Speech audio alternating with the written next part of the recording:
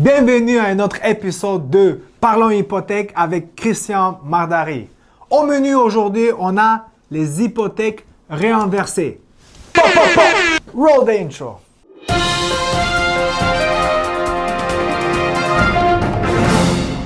Premièrement, c'est quoi ça une hypothèque réinversée?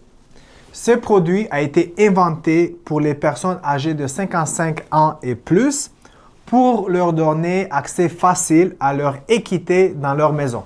Au Canada, ce produit est super régularisé par le gouvernement et il y a seulement deux prêteurs qui sont accrédités. Ils s'appellent Home Equity Chip et la Banque Équitable. Voici les critères les plus importants pour être admissible à ce produit.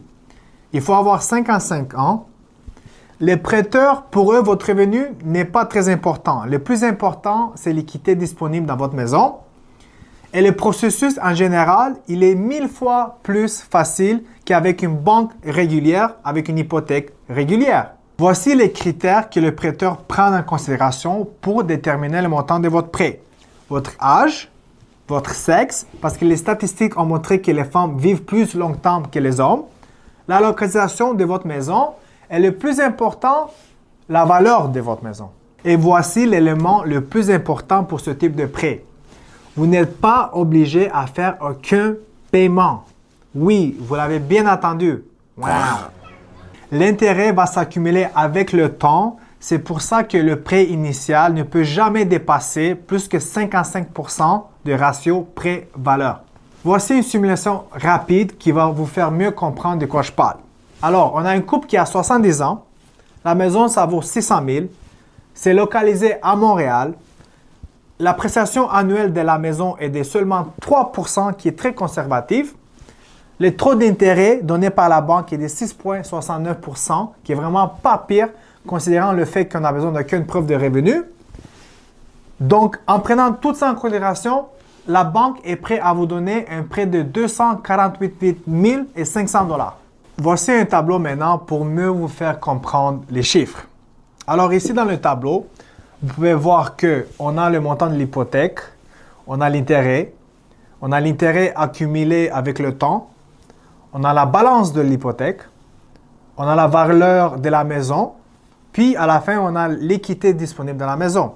Donc dans la première année, vous pouvez voir que dans une année, vous avez eu 16 903 $ d'intérêt accumulé, qui fait en sorte que maintenant, votre nouvelle balance hypothécaire est à 265 403. La valeur future estimée de cette maison est de 618 000 et l'équité disponible dans la maison de 352 000. Et si on regarde l'année 5, vous pouvez voir que même si vous n'avez effectué aucun paiement, l'équité disponible dans votre maison va être presque la même que l'équité qui était disponible au début de prêt il y a 5 ans.